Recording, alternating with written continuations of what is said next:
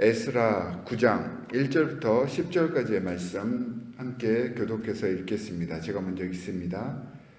이 일 후에 방백들이 내게 나와 이르되 이스라엘 백성과 제사장들과 레위 사람들이 이 땅 백성들에게서 떠나지 아니하고 가나안 사람들과 헷 사람들과 브리스 사람들과 여부수 사람들과 암몬 사람들과 모압 사람들과 애굽 사람들과 아모리 사람들의 가증한 일을 행하여 그들의 딸을 맞이하여 아내와 며느리로 삼아 거룩한 자손이 그 지방 사람들과 서로 섞이게 하는데 방백들과 고관들이 이 죄에 더욱 으뜸이 되었다 하는지라. 내가 이 일을 듣고 속옷과 겉옷을 찢고 머리털과 수염을 뜯으며 기가 막혀 앉으니 이에 이스라엘의 하나님의 말씀으로 말미암아 떠는 자가 사로잡혔던 이 사람들의 죄 때문에 다 내게로 모여오더라.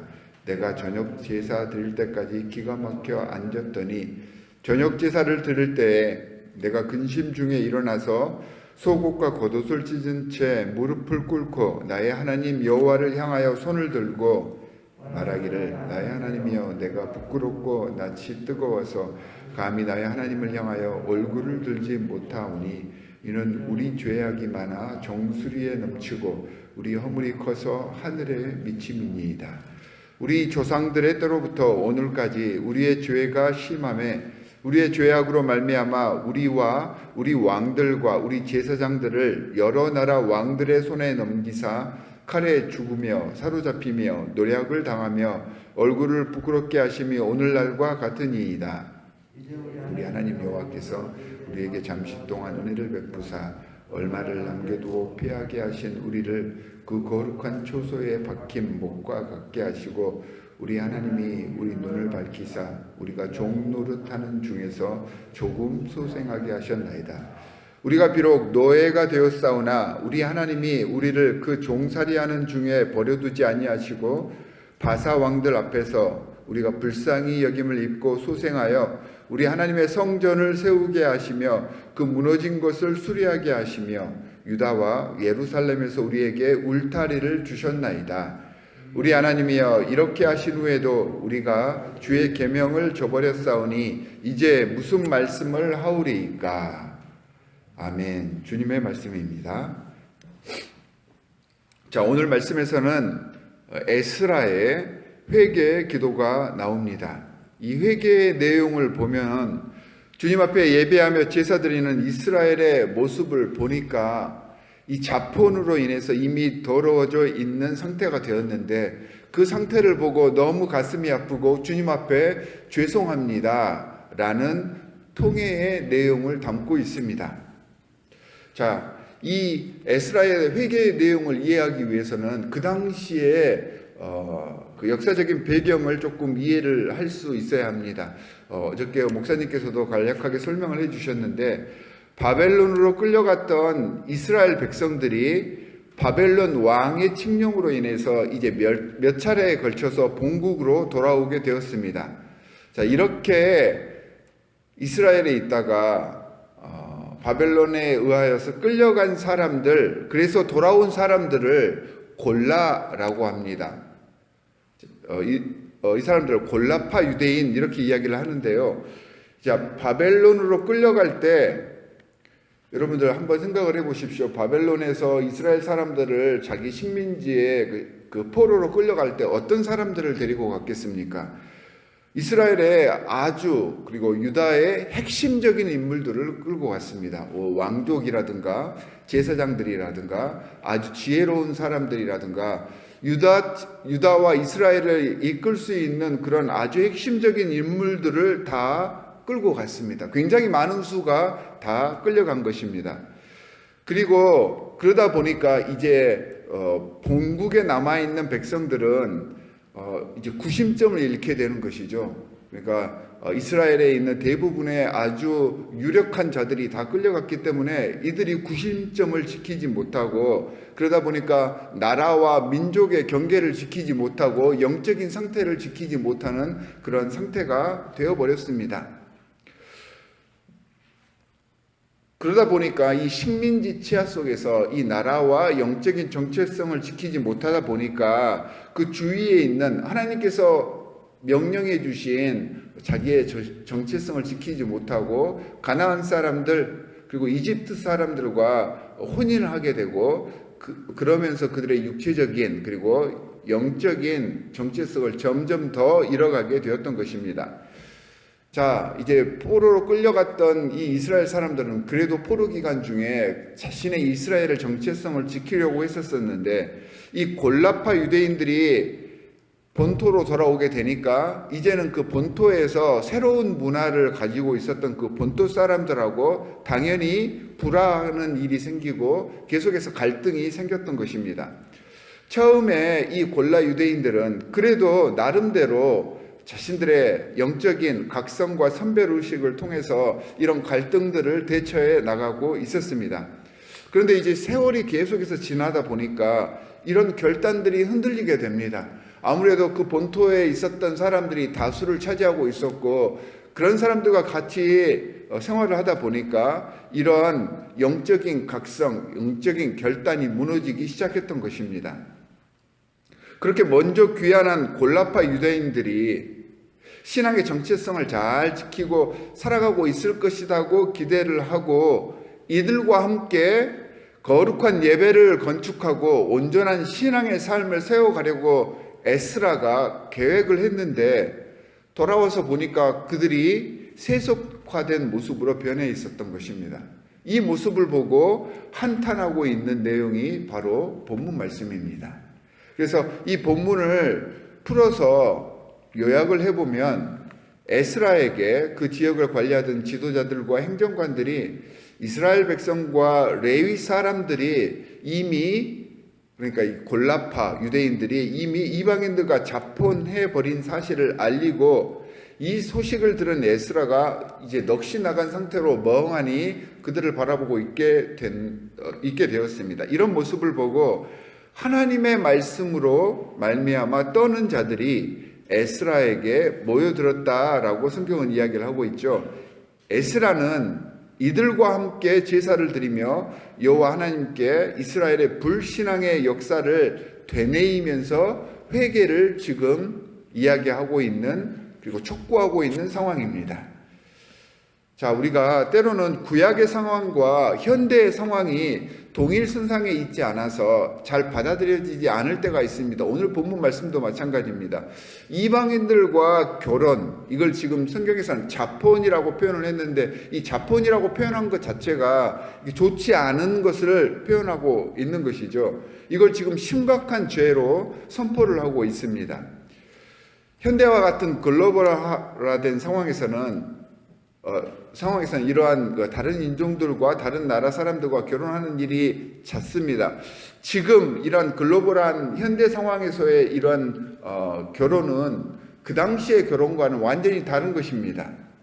구약시대 특히 소수민족으로 여호와 신앙을 지켜가던 이스라엘 사람들에게 주위 이방인들과의 결혼은 단순한 지금처럼 결혼이 아니고요. 문화적으로, 영적으로, 정신적으로 모든 분야에서 공격을 받는, 그래서 자신들의 정체성이 위험을 받는 그런 상황을 초래했습니다. 세상 속에서 이스라엘로서, 그러니까 하나님의 백성으로서 생존하고 있어야 되는데 이렇게 이방 사람들과 결혼을 하게 되면 하나님 나라 백성으로서의 자격을 지켜가지 못하는, 그래서 이 이방 사람들과의 결혼은 영적인 싸움과 같은 상태였습니다. 실제로 이렇게 자폰하면서 살고 있던 원래 거주하던 집단들이 에스라와 골라파 유대인들이 예루살렘 성전을 건축하고 예루살렘을 다시 구축하려고 하는 그러한 모든 사역을 방해를 하였고요. 이스라엘 백성들이 영적인 결단을 할 때마다 계속해서 잡음을 만들어냈습니다. 대표적인 상황이 에스라서와 함께 읽혀지고 있는 느헤미야 13장 5절에 보면 그 땅을 차지하고 있었던, 그러니까 그 땅에서 함께하고 있었던 이스라엘 백성들과 자폰을 해서 세력을 누리고 있었던 도비야라고 하는 사람이 있었는데요. 이 도비아는 암몬 사람으로서 성벽을 재건하고 이스라엘을 재건하는데 아주 반대를 했던 사람이었는데, 그가 반대를 하기 위해서 했던 행태 중에 하나가 예루살렘 성전을 지어놨는데 그 성전의 방을 자신의 방처럼 개조를 해서 사용해서 이 모든 사역들을 반대하고 이 반대 사역을 진두지휘했다라고 표현을 하고 있습니다.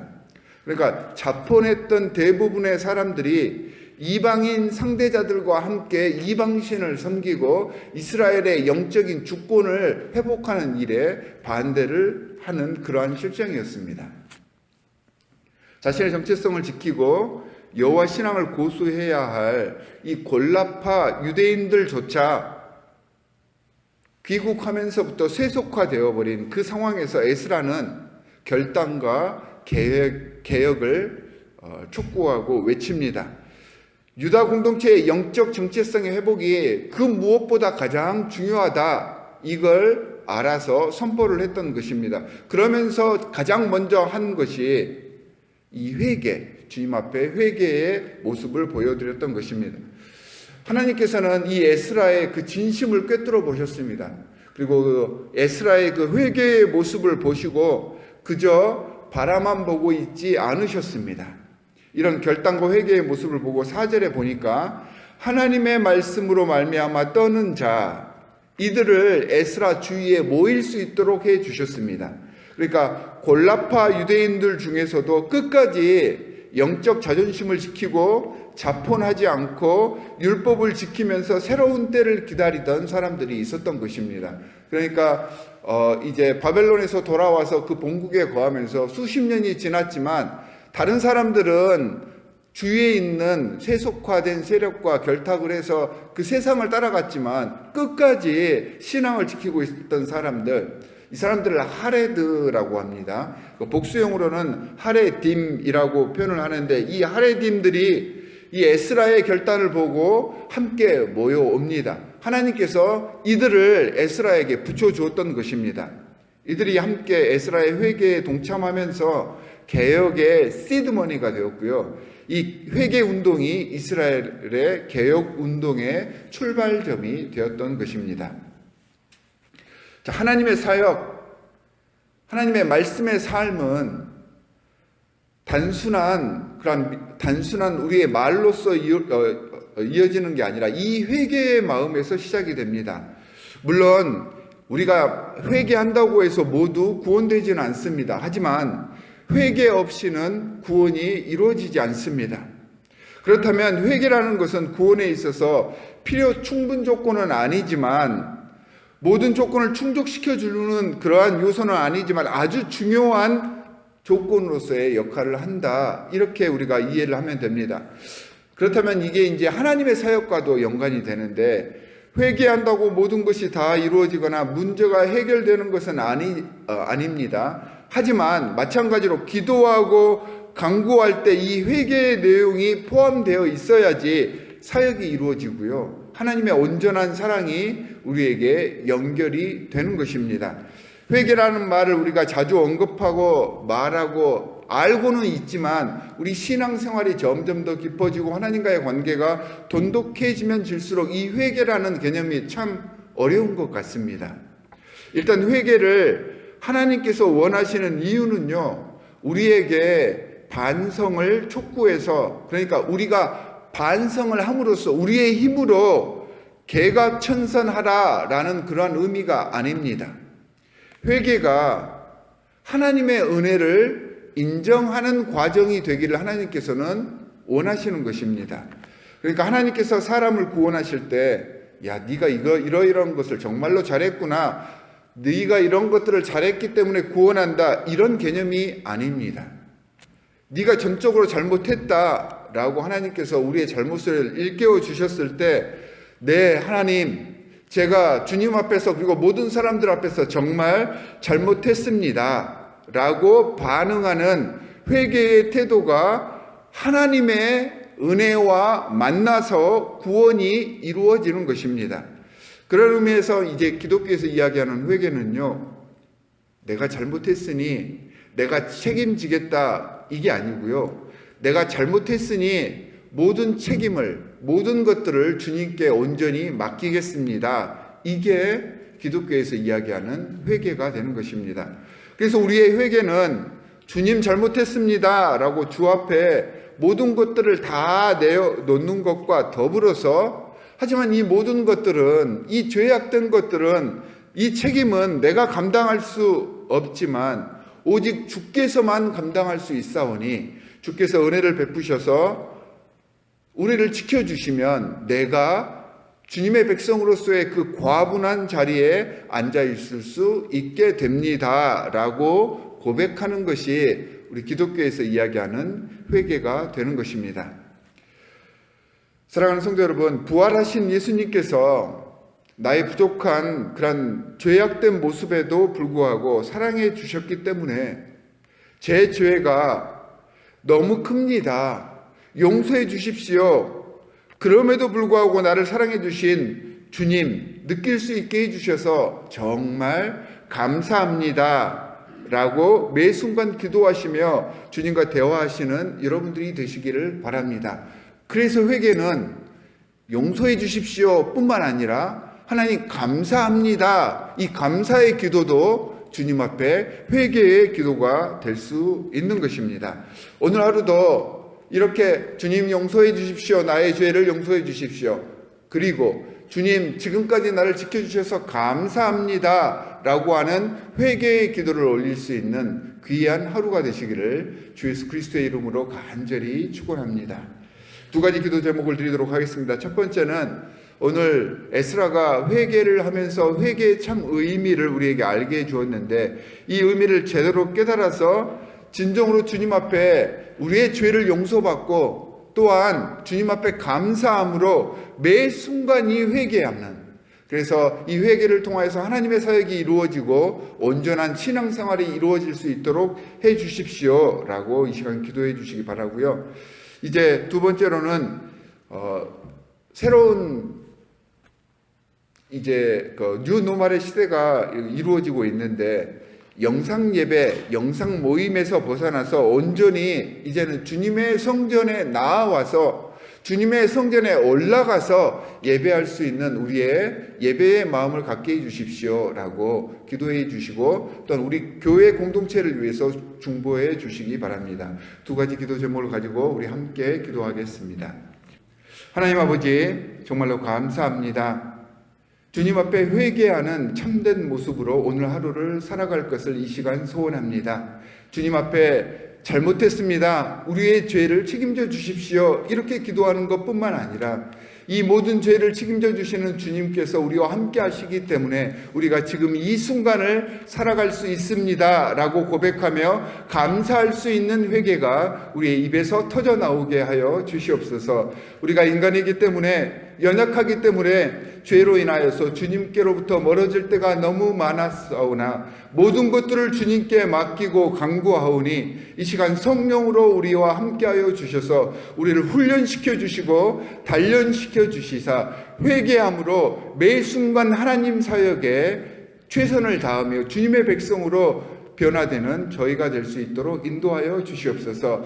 팬데믹 기간 동안에도 주님께서 우리와 함께하여 주셔서 잘 견뎌내게 해 주셨습니다. 이제는 새로운 뉴 노멀 시대를 저희들에게 허락해 주셨사오니 이제 성전에 나와서 헌신하고 자원하는 마음으로 예배하는 그러한 마음을 갖기를 간절히 바라오니 우리와 함께 하시고 동행하셔서 우리의 예배의 모습을 회복시켜 주시옵소서. 오늘도 이렇게 새벽을 깨우는 하나님의 백성들 주님의 성전에 나와서 아침 첫 시간부터 주님께 드립니다. 이들의 기도를 다 들어주시옵시고 이들의 기도가 땅에 떨어지지 않도록 지키시고 이들로 인하여서 기도하는 자들의 복이 무엇인지를 세상에 증거하게 하여 주시옵소서. 오늘 하루도 말씀 가운데 살아갈 것을 주님 앞에 소원하오며 우리를 구원하신 주 예수 그리스도의 이름으로 기도합니다. 아멘. 하늘에 계신 우리 아버지여, 이름이 거룩히 여김을 받으시오며 나라가 임하시오며 뜻이 하늘에서 이루어진 것 같이 땅에서도 이루어지이다. 오늘 우리에게 일용할 양식을 주시옵고 우리가 우리에게 죄 지은 자를 사하여 줄 것 같이 우리 죄를 사하여 주시옵고 우리를 시험에 들게 하지 마시옵고 다만 악에서 구하시옵소서. 나라와 권세와 영광이 아버지께 영원히 있사옵나이다. 아멘.